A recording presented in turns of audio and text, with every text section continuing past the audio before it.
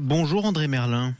Bonjour. Bienvenue sur Sud Radio. Merci beaucoup de nous rejoindre de si bon matin. Vous êtes fondateur et président d'honneur de RTE. RTE, c'est le gestionnaire du réseau d'acheminement d'électricité dans toute la France. Les lignes à haute tension qu'on voit à l'horizon, c'est vous, en quelque sorte. C'était vous, du moins. C'était moi.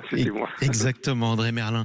Alors, je le rappelle, il y a près d'une semaine, toute l'Espagne et le Portugal ont été plongés dans le noir. Première question, André Merlin, près d'une semaine après, est-ce qu'on commence à savoir la cause de ce blackout? On s'en doute, mais il faut dire clairement que les deux gestionnaires de réseau de transport d'électricité espagnols et portugais, puisque ça concerne les deux pays, ne sont pas très bavards sur ce qui s'est passé. Par contre, on a quelques éléments plus précis, et en particulier sur la séquence qui a conduit effectivement à ce blackout, c'est-à-dire un effondrement complet du système électrique de la péninsule ibérique en quelques secondes. Oui, en quelques secondes précisément. Un événement si spectaculaire qu'au début on a cru à une cyberattaque massive, ça a été finalement démenti. Oui. Concrètement, vous, dans plusieurs interviews, vous avez commencé à faire le lien entre cet effondrement en quelques secondes et le fait que l'Espagne ait une part d'énergie photovoltaïque et éolienne très importante. Oui, tout à fait. Alors, je vais expliquer pourquoi. C'est que dans un système électrique comme celui que nous avons en Europe, il faut en permanence équilibrer l'offre et la demande d'électricité parce que l'électricité ne se stocke pas. C'est une propriété physique incontournable. Et donc, il faut à tout moment ajuster l'offre à la demande d'électricité.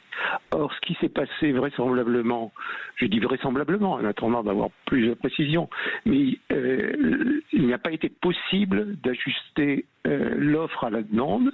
Et à ce moment-là, lorsque ceci se passe, la fréquence du réseau, parce qu'il faut savoir que l'électricité se transporte en courant alternatif, la fréquence chute et elle a chuté suffisamment pour conduire effectivement à la déconnexion de tous les moyens de production d'électricité qui étaient sur le réseau ibérique. Et le lien que vous faites avec le photovoltaïque et l'éolien, c'est que contrairement au nucléaire ou à d'autres, on ne peut pas augmenter, voilà, l'hydraulique en augmentant le débit d'eau, on ne peut pas augmenter la production d'électricité avec l'hydrolien et le photovoltaïque, c'est ça ? Alors, oui, c'est ça.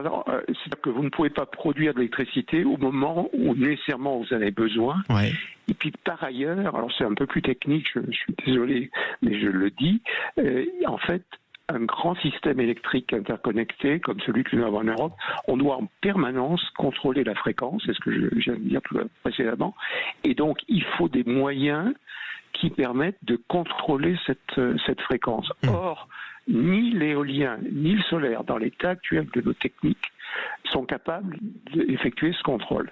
Et au moment où s'est produit le blackout, il faut savoir que 70% de la production d'électricité était d'origine solaire, en grande partie solaire, mais également éolienne. Et donc, je pense alors il y a eu une perturbation initiale, vraisemblablement une panne sur des moyens de production d'électricité. Je pense que c'est des centrales solaires. Et c'est ceci qui a enclenché une réaction le en chaîne processus vers le blackout. Donc ça, ça s'est passé quelques une à 2 minutes avant le blackout. Et ça a suffi ensuite pour déclencher cette réaction en chaîne. Alors, pas tout à fait, parce que à partir de là, on a perdu les interconnexions entre la France et l'Espagne. Alors la France, à ce moment-là, exportait 2500 mégawatts, l'équivalent de 3 tranches nucléaires, vers l'Espagne. Et c'était d'ailleurs vraisemblablement de l'électricité qui venait d'Allemagne et qui était de l'électricité solaire également. Et donc, à partir du moment où on a perdu cette interconnexion, c'est là où le processus a été irréversible et on a perdu toute la production, et en particulier toute la production solaire qui était raccordée sur le réseau. Et donc le réseau a été mis hors tension. S'est effondré dans la péninsule ibérique. En quelques mots pour conclure, André Merlin, mais on vous réinvitera pour en parler plus longuement parce que c'est aussi passionnant que fascinant. Est-ce que ce phénomène aurait pu se produire en France ?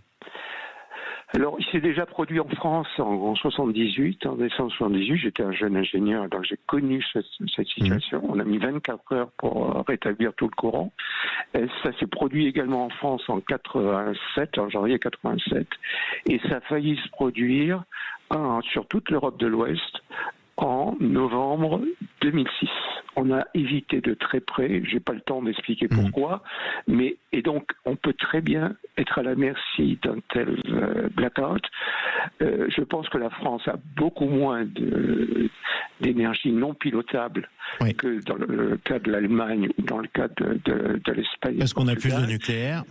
On a plus de nucléaire, on a de l'hydraulique. Voilà. Et donc, on a un mix qui est totalement décarboné. Il faut savoir qu'on est beaucoup plus décarboné que l'Allemagne. On l'a beaucoup dit, effectivement. Notamment l'Allemagne qui utilise des centrales à charbon. Mais en tout cas, ça veut dire qu'on est un peu plus à l'abri que les autres de genre de blackout, mais qu'on n'est jamais 100% à l'abri. Il faut être très attentif. Eh ben, on sera attentif avec vous, André Merlin. On vous réinvitera. Merci beaucoup, en tout cas, d'être intervenu de si bon matin sur Sud Radio, président d'honneur et fondateur de RTE.